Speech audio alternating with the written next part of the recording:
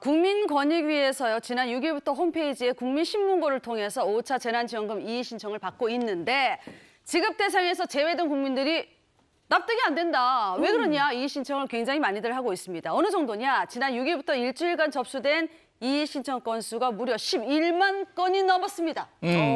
이 신청 내용이 주로 어떤 거예요? 자, 이의 신청 사유를 보면요. 소득 감소에 따른 건강보험료 조정이 가장 많고 출생 등 가족 구성원 변경이 그다음이라고 합니다.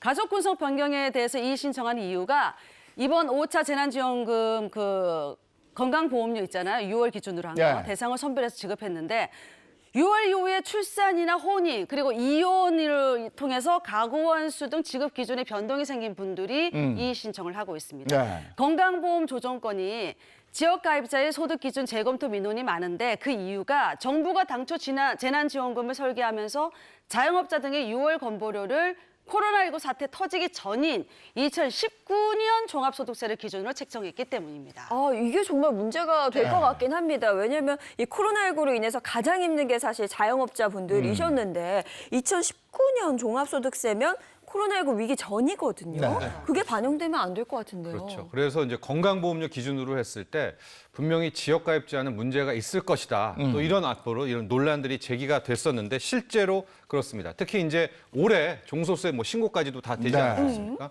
그래서 아마 이 격차 차이가 워낙 큰 것이 지금 파악이 되고 있는데요. 물론 당국에서도 이게 2019년이니까 분명히 상황은 달라졌을 것이다라고 해서 이의 신청 제도를 이번에 아주 굉장히 홍보를 했는데 막상 뚜껑을 열고 보니까 너무 많은 거예요. 네. 이게 이제 차이가 그만큼 크지 않겠습니까? 네. 그래서 생각보다 이 지역가입자 쪽에서는 파장이 굉장히 큰 것으로 파악이 되고 있습니다. 아니 저희 큰애도 저 어떤 회사에 입사한 지 한 3년 차인데요. 네. 제가 거기 월급을 알거든.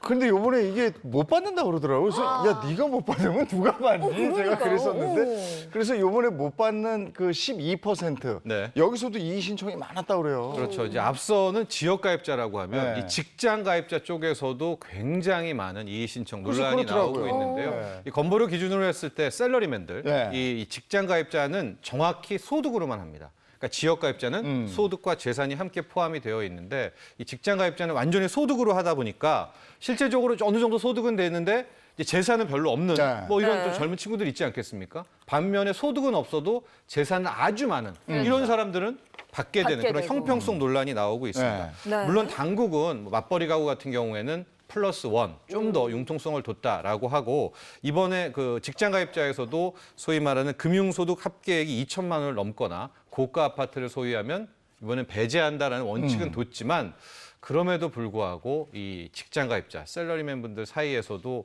아니 왜? 라는 그런 그렇죠. 논란들이 계속 나오고 있습니다. 네. 저한테 저희 큰애가 그러더라는 거. 아니 왜? 내가 왜 못 받지? 나는 왜 안 돼? 그러게. 나는 왜안